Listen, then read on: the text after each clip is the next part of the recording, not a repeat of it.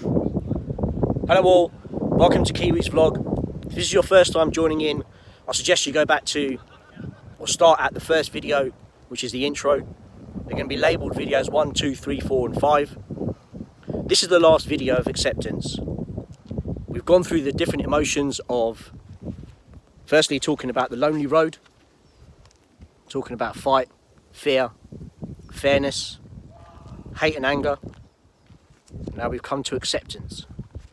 Now some people might think, how can you accept that you've got cancer? How can you accept that this is what it is?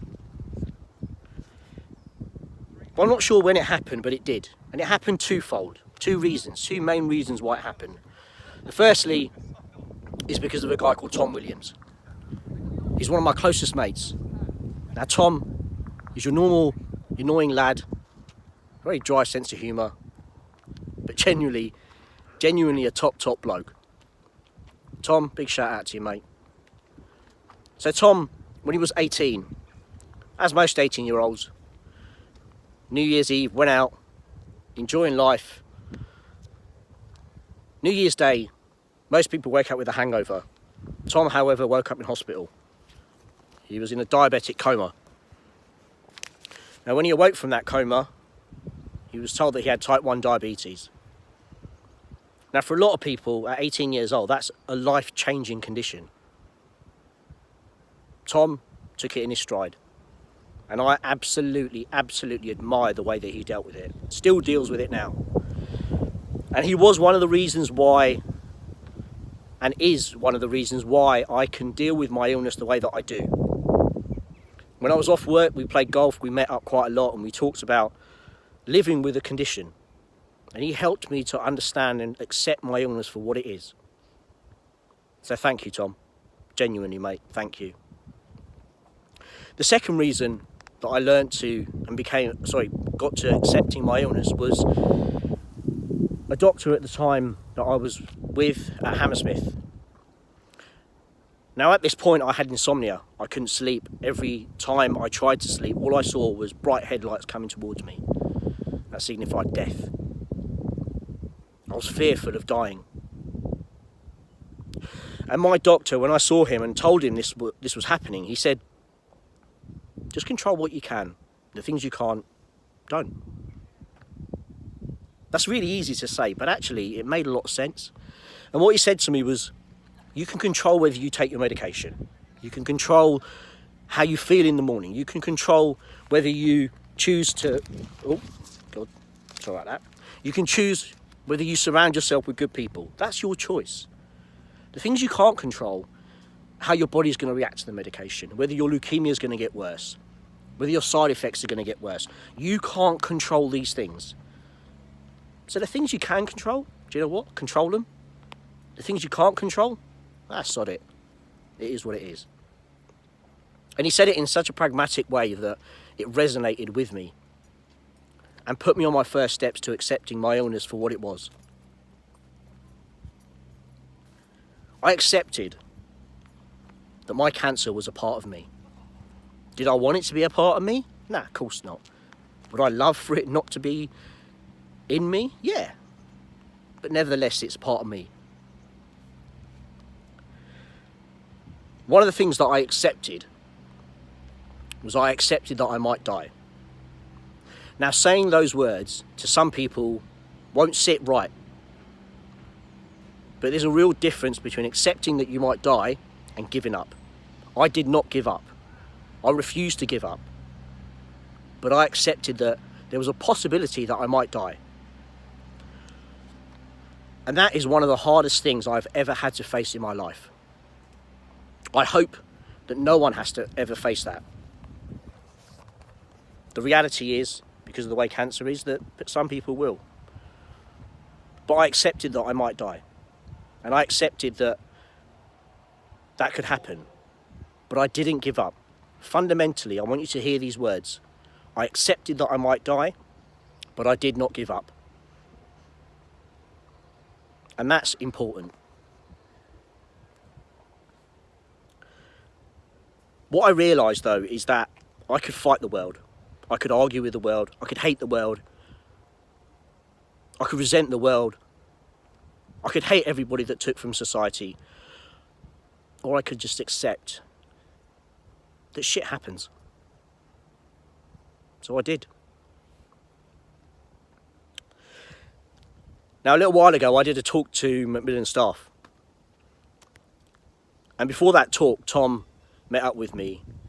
And he said to me, Tom's always been this kind of querying voice, I guess. He always questions why I do things, what I do things. And he's always a constant, not criticiser, but he questions everything that I do to make me think. And he said to me, I was thinking about your illness and this talk that you were doing, Kiwi. And he said, if you could have 2 cards right now, and in one card in your left hand side it says, your cancer will be taken away from you, gone. The caveat to that, however, is that somebody else will have your cancer. You don't know who it's going to be, but it will be somebody. And in your right hand side there's a card that says, you keep your cancer and you live with it. Without hesitation, without thinking, right hand side please mate, I'll keep my cancer, thank you very much. I wouldn't want my cancer to be given to anybody else. Why? Because it's mine. It was given to me for whatever reason. Now they say that God gives you only things that your shoulders can carry. I've been through a lot in the last 5 years. Cancer, marriage, separation, divorce, joining the police, taking on frontline duties, 6 bereavements in 7 months, depression, darkness, thinking the world would be a better place without me in it. But I came through all that. And I guess God must think I've got big shoulders. Don't know, you tell me. But the point is, my illness is mine. It's mine to deal with, and I will deal with it. Not only that, as you've seen from these videos, I now choose to help others that are going through a challenging time. I'm wearing my Kiwis Kick Away Cancer walk. I set up a charity walk because I wanted to give back to the hospital that gave to me and supported me. And so far we've raised over £10,000. Now I couldn't have done all these things without acceptance, without the acceptance of my illness being what it is.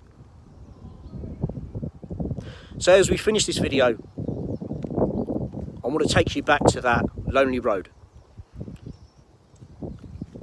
Now again, obviously I want you to do this on the basis that you're not driving or doing whatever else, so make sure you're doing this in a safe place, please. If you are driving, pull over. You shouldn't be driving and watch this anyway. But whatever you're doing, just make sure you can do it in a safe place. So again, I want you to close your eyes. Imagine you're on that lonely road. It's dark, scary. Those headlights are coming towards you and they're bright. All of a sudden though, you feel something on your shoulder. You feel someone lending you some support, encouragement. And in your right hand shoulder is the same. These are your friends and family. However, a little bit in the distance, you can see other people in the side of the road. They're there. They're lending you support as well, but you can't see their faces. They are people like Macmillan, people like Cancer Research, people like Luca, people like the Blood Fund. The men and women at all the hospitals across the country that do good, help other people. That's who they are. To all those people, thank you. Now that lonely road isn't so lonely anymore. And I realised that by opening my eyes, looking around and understanding that there were other people around me to help me.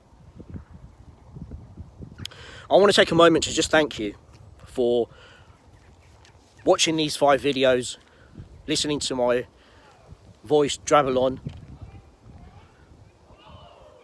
And if you're watching this and you're going through you've just been diagnosed with cancer, stay strong, stay positive. You will go through dark days, but you'll also go through good days. Use the support around you, your friends and family and loved ones. Use the support of Macmillan and other charities like that. Stay tuned to Kiwi's vlog, because I'll be posting more videos around cancer, around mental health awareness. Until next time, please do take care of yourselves and each other. All the best.